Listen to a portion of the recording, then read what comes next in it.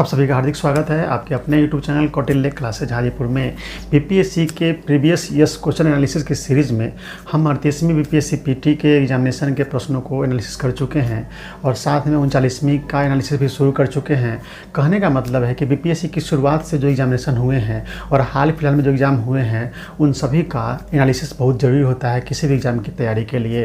तो पुराने वाले एग्जामिनेशन की तैयारी भी हम करा रहे हैं और अभी हाल ही में बीपीएससी हेडमास्टर का एग्ज़ाम हुआ है 28 जून को, उसके प्रश्नों का भी एनालिसिस हम कर रहे हैं। और इसी सीरीज़ में हमने अभी तक 28 जून 2024 को बीपीएससी हेडमास्टर का जो एग्ज़ाम हुआ है उसमें पॉलिटी के क्वेश्चन का एनालिसिस कर चुके हैं। और आज के इस वीडियो में हम शुरू करने जा रहे हैं भारतीय इतिहास से पूछे गए प्रश्नों का एनालिसिस। तो चलिए हम लोग शुरू करते हैं। देख सकते हैं बीपीएससी 10+2 स्कूल हेडमास्टर एग्ज़ाम 28 जून 2024 को भारतीय इतिहास के प्रश्न। तो चलिए हम लोग शुरू करते हैं। तो फ्रेंड्स चलिए देखते हैं पहला प्रश्न।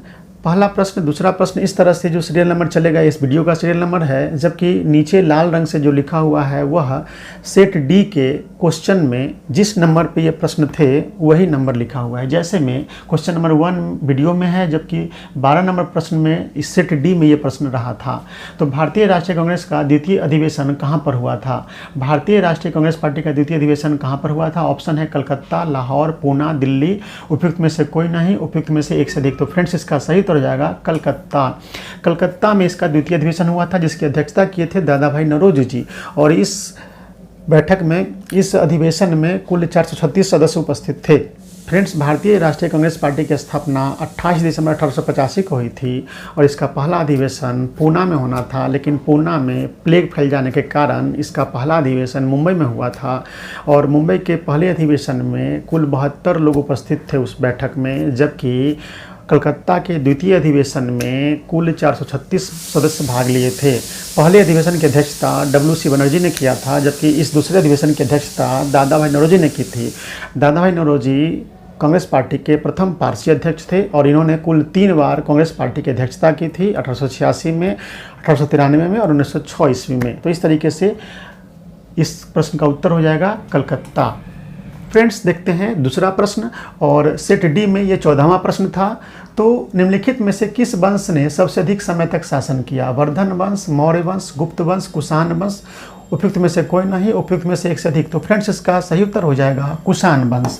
फ्रेंड्स देख सकते हैं वर्धन वंश ने शासन किया है 590 ईस्वी से 647 ईस्वी तक। मौर्य वंश का शासन चला है 322 बीसी से 185 बीसी तक।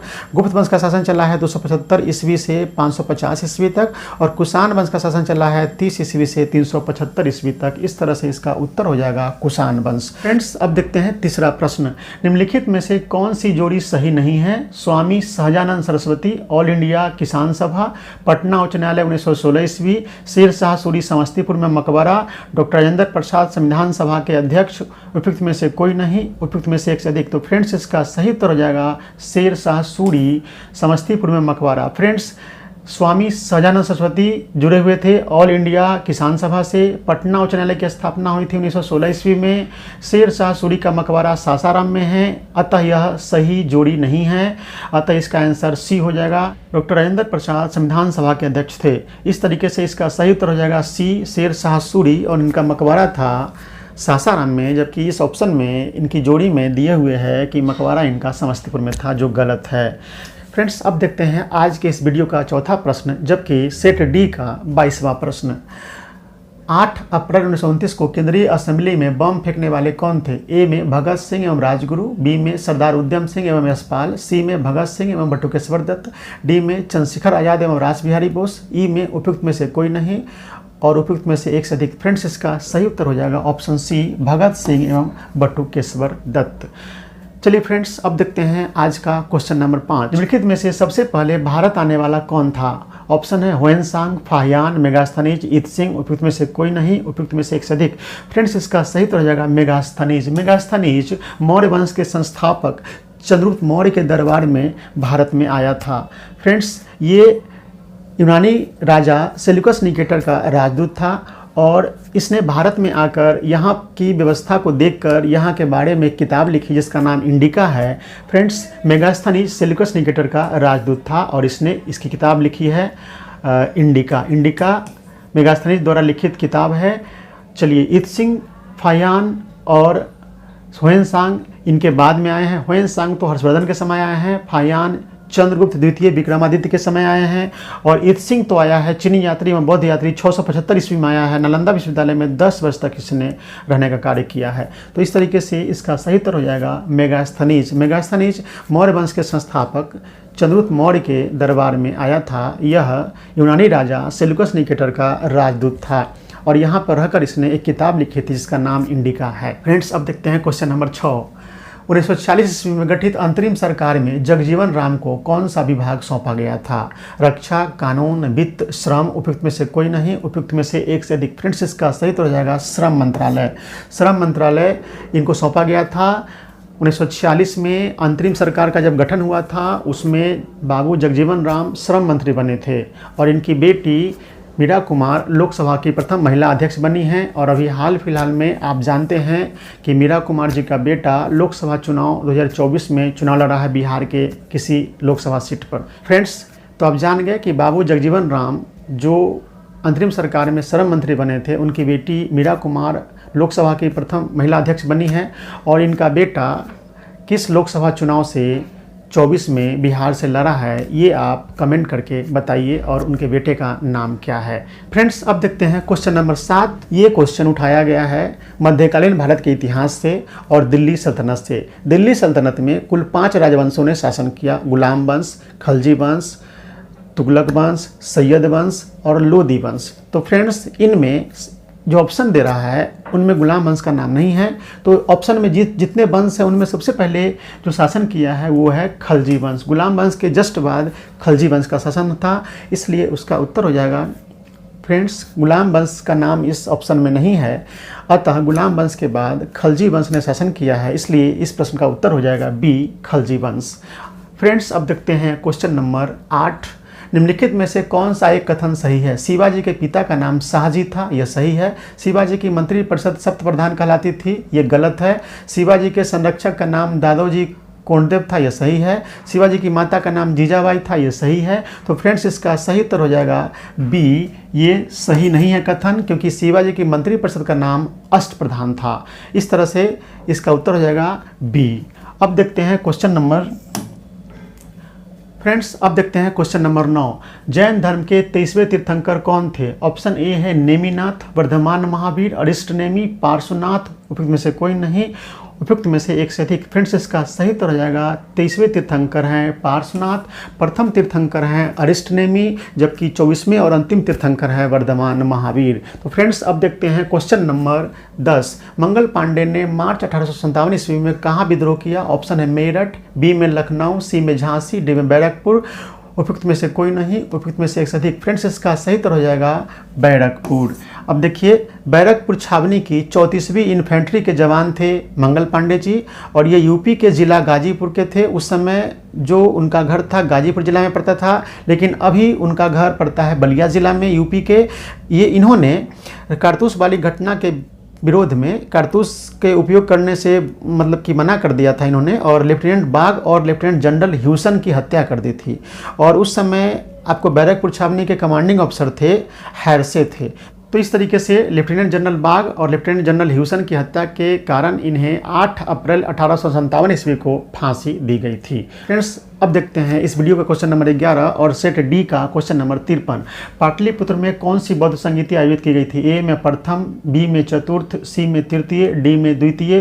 उपयुक्त में से कोई नहीं, उपयुक्त में से एक से अधिक। फ्रेंड्स, इसका सही उत्तर हो जाएगा तृतीय। पाटलिपुत्र में तृतीय बौद्ध संगीति का आयोजन किया गया था सम्राट अशोक के समय में, और इसकी अध्यक्षता किए थे मोगालीपुत्र तीस। फ्रेंड्स, बौद्ध धर्म का पहला सम्मेलन हुआ था आपको राजगृह में, और उस समय शासक थे बिंबिसार, जबकि दूसरा बौद्ध संगीति हुई थी वैशाली में, और उस समय शासक थे अजातशत्रु। इस तरीके से तीसरी बौद्ध संगीति बुलाई गई थी आपको पाटलिपुत्र में, और उस समय यहाँ के शासक थे अशोक, और तृतीय बौद्ध संगीति की अध्यक्षता किए थे मोगालीपुत्र तीस ने, और इसमें अभिधम्म पिटक का संकलन किया गया था।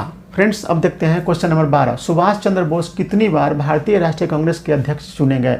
एक बार, कभी भी नहीं, 3 बार, 2 बार। उपयुक्त में से कोई नहीं, उपयुक्त में से एक से अधिक। फ्रेंड्स, इसका सही उत्तर हो जाएगा 2 बार। दरअसल सुभाष चंद्र बोस 2 बार भारतीय राष्ट्रीय कांग्रेस पार्टी के अध्यक्ष चुने गए थे। 1938 में हरिपुरा अधिवेशन के अध्यक्ष चुने गए थे और 1939 ईस्वी में त्रिपुरी में जो चुनाव हुए थे उसमें उन्होंने अध्यक्ष के चुनाव में गांधी जी के उम्मीदवार पट्टाभी सीतारामैया जी को हरा दिया था। लेकिन इसमें कांग्रेस पार्टी में टूट होने वाली थी और इनकी जीत से कांग्रेस के गांधी जी के साथ जितने लोग थे वो मतलब कि इस्तीफा देना शुरू कर दिए थे, इस्तीफा दे भी चुके थे। अंततः सुभाष चंद्र बोस जी ने क्या किया, अध्यक्ष पद से इस्तीफा दे दिया, जिसके बाद डॉक्टर राजेंद्र प्रसाद अध्यक्षता संभाले थे। तो इस तरीके से चुने गए थे 2 बार लेकिन कार्यभार संभाले थे 1 बार।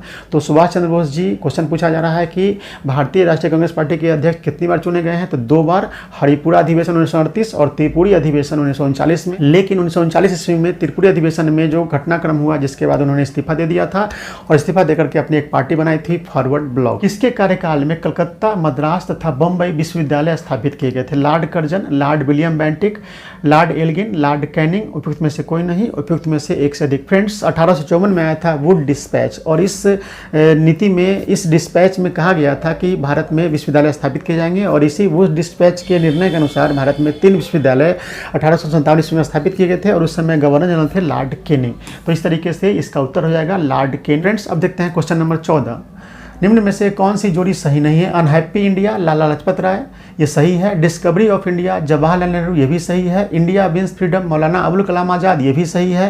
हिंद स्वराज, बाल गंगाधर तिलक, ये गलत है फ्रेंड्स, अतः ये जोड़ी सही नहीं है। अतः इस प्रश्न का उत्तर हो जाएगा डी। हिंद स्वराज के लेखक हैं महात्मा गांधी जी और बाल गंगाधर तिलक की प्रसिद्ध पुस्तक का नाम है गीता रहस्य। अब देखते हैं फ्रेंड्स क्वेश्चन नंबर 15 और सेट डी का क्वेश्चन नंबर 69। सत्यार्थ प्रकाश के लेखक हैं बाल गंगाधर तिलक, राजा राम मोहन राय, दयानंद सरस्वती, स्वामी विवेकानंद, उपयुक्त में से कोई नहीं, उपयुक्त में से एक से अधिक। फ्रेंड्स, ये काफ़ी बार प्रश्न पूछा जा चुका है।